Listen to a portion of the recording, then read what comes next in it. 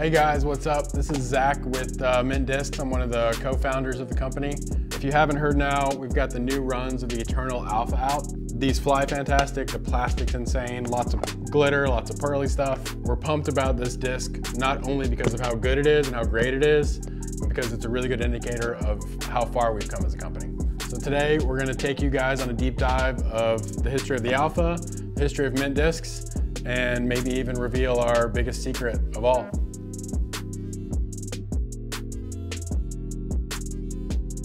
The idea behind what became Mint DISCS started back in 2015. It was me, Guy, and Chris Herbert. We were running a putting league back at the Red Shed Tavern with the Bat City Bombers, which was our original club. I had been a competitive player. I used to play for Legacy and Millennium back in the day.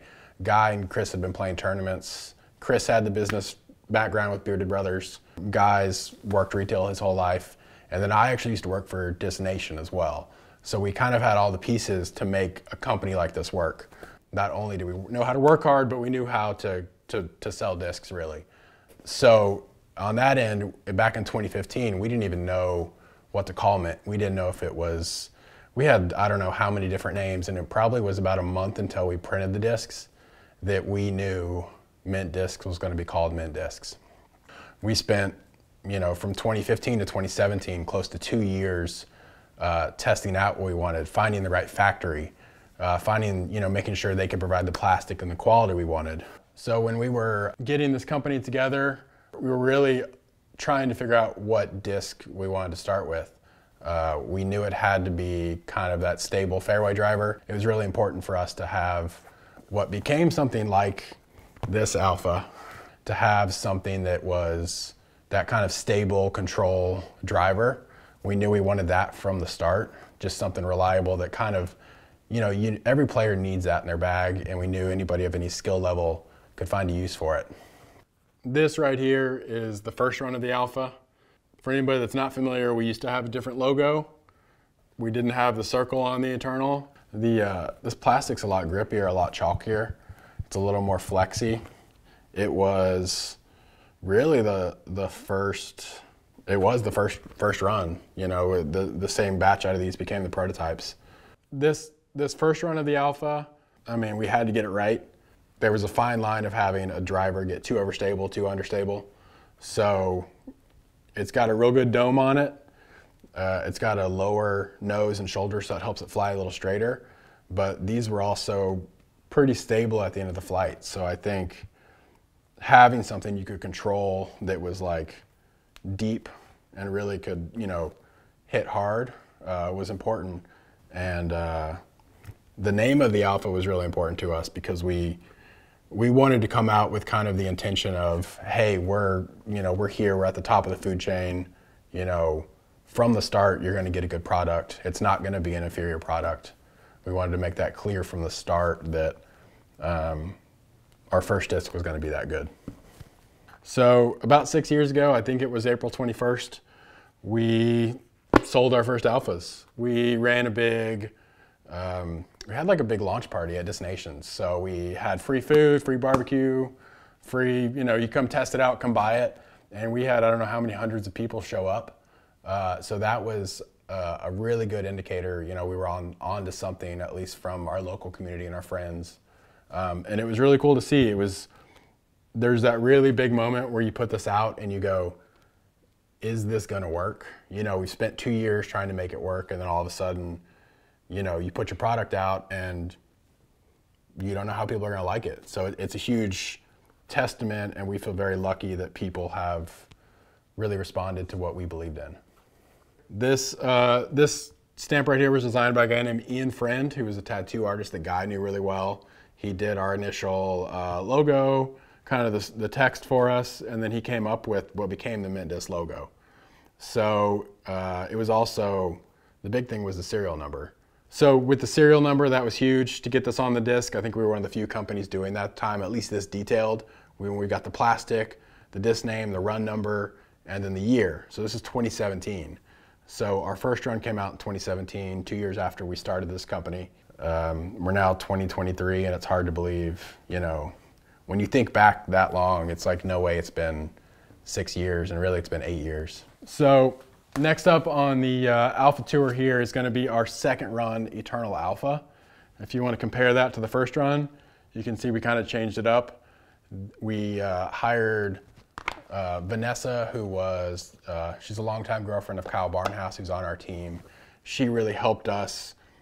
She refined our logo compared to the original, and then kind of helped just reformat how everything was laid out. She's a great, graphic designer, real professional, and we were really excited that she was willing to help us out.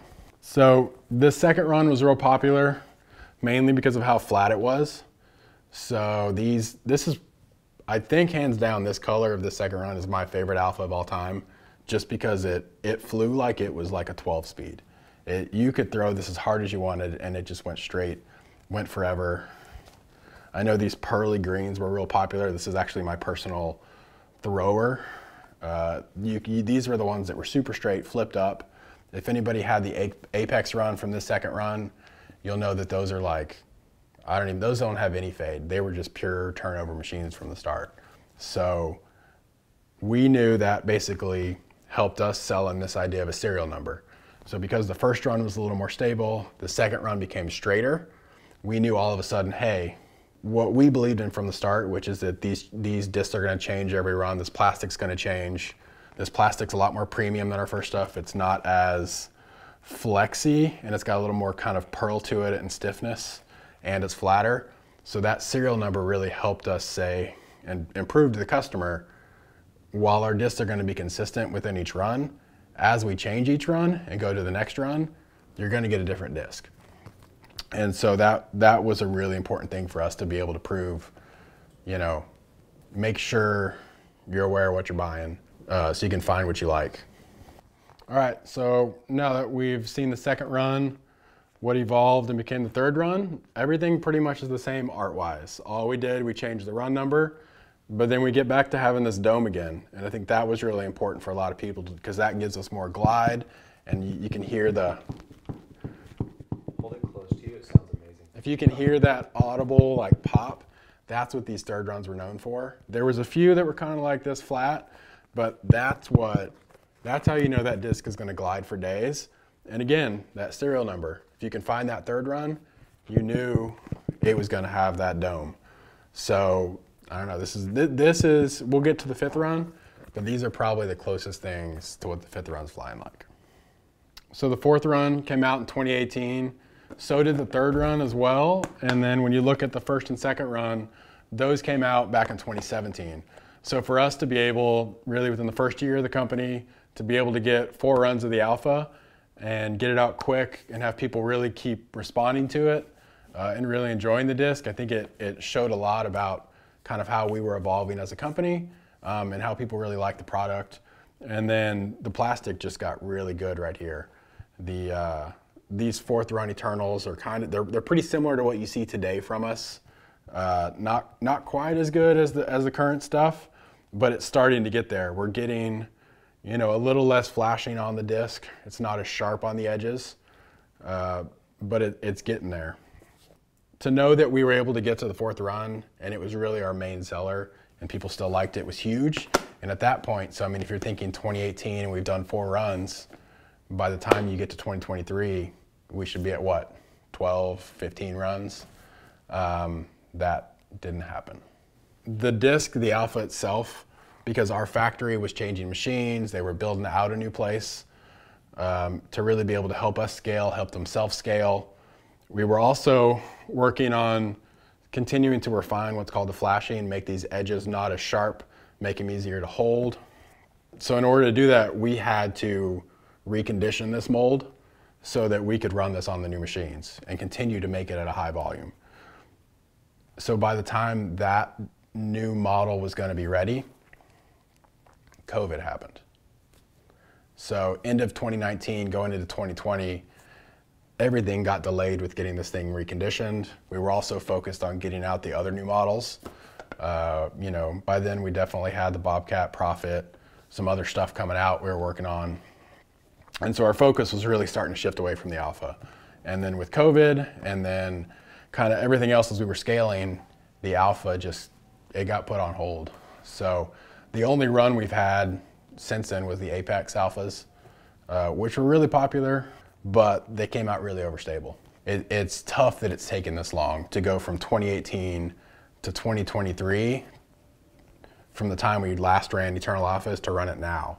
To have a 5-year gap it's hard as a business, and I know everybody's wanted more Alphas, but I think it's good that we can finally tell the story and, you know, let people know that we've been trying really hard to get these back, and we're really excited because the new runs of these are, I think, the best run ever.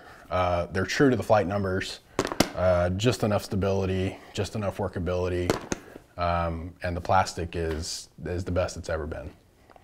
All right, so we've got the 5th run. This is the newest version of the Alpha.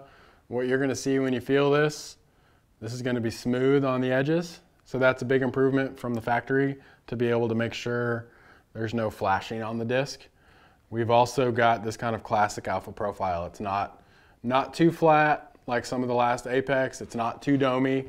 It's got a little bit of the pop to it. The biggest thing, the stamp's bigger. We've got the new icon. So this last year or two, we've really been doing a lot of the variant stamps, testing out kind of new looks for Mint. For fans, it's been fun as kind of a way to see, you know, find different versions, different stamps, and really collect them all. But we thought it was time to change the Alpha, because originally the reason we chose the name the Alpha was because we knew it wasn't just going to be a wolf. There was multiple kind of apex predators, multiple Alphas out there in the world. So we knew that was, you know, gorillas, dinosaurs, orca whales, whatever you can consider the apex predator in kind of each different ecosystem. We knew we wanted to eventually honor that and kind of slowly evolve what was the Alpha. It wasn't meant to just be a wolf from the start. So with that, we are going to bring back what is probably one of our most popular stamps from the Sublime Alphas, which is the Spinosaurus, or as some people call it, since this is disc golf, the Spinosaurus.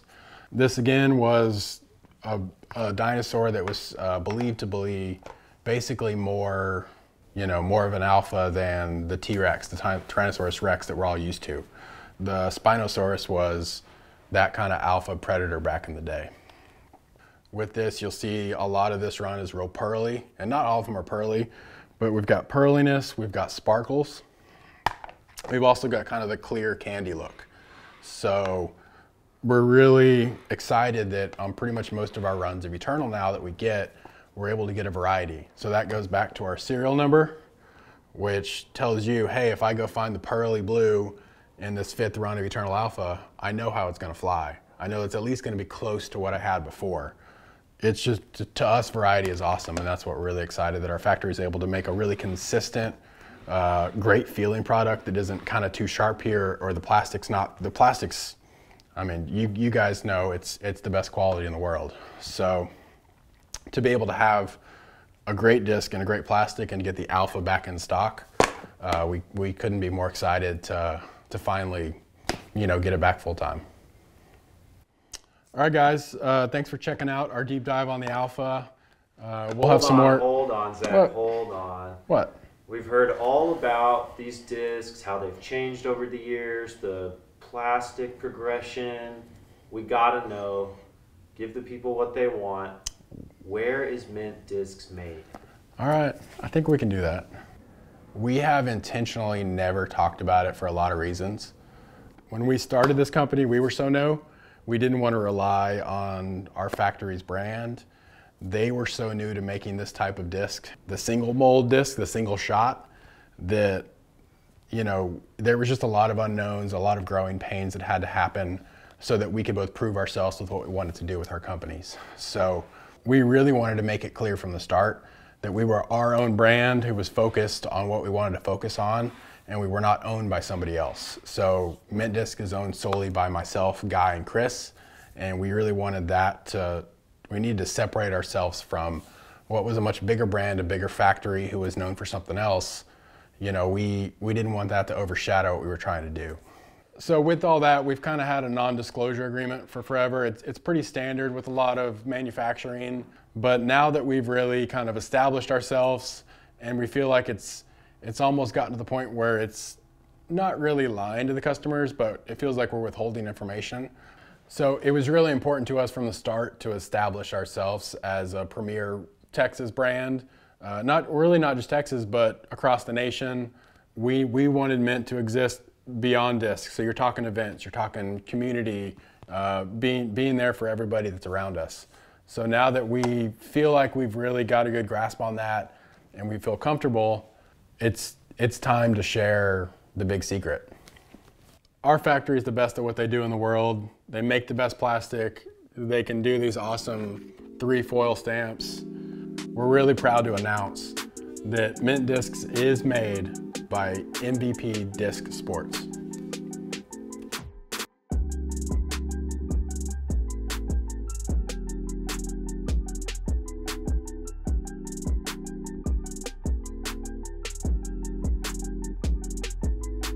Brad Richardson, Operations Director here at MVP Disc Sports. Choosing to work with Mint Disc was really a new frontier for MVP. It was the first time that we produced a brand outside of our own internal brands, and fast forward a few years later, Mint Disc has been very successful at establishing their own identity. And early on, we chose to keep the relationship confidential, so that they can better establish their own identity, but they've been very successful with that. So we feel that the timing is right for them, for both of us to really come forward and have some transparency about our relationship. And we look forward to working with them many years to come. We're really happy with our relationship with MVP Disc Sports. We couldn't be happier to work with such a great company. We feel like they make the best discs in the world. You know, MVP is made here in the USA. I think that's a really important thing to a lot of people. You know, and I think it's something we've kind of shied away from, is really hammering home to everybody, hey, you know, we are actually made in the USA. These are the best discs you can buy in the USA. And they're fantastic people who really support us and want to see us grow with them over time. So go check out these new Alphas, grab the new stamps, and we'll see you out on the course.